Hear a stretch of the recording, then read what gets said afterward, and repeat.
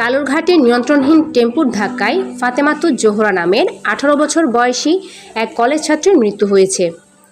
বোয়ালখালী পৌরসভার 1 নম্বর ওয়ার্ডের পশ্চিম কদুরখিল হানিফার বাড়ি মোহাম্মদ হাসানের মেয়ে ফাতেমা নগরের হাজেরাতুজু বিশ্ববিদ্যালয় কলেজের একাদশ শ্রেণীর শিক্ষার্থী।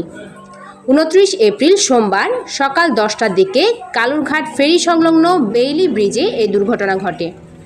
উপজেলা স্বাস্থ্য কমপ্লেক্সের community medical officer Sanjay Sen জানান, গুরুতর আহত অবস্থায় উপজেলা স্বাস্থ্য কমপ্লেক্সে আনা হলে তাকে মৃত বলে ঘোষণা করা হয়।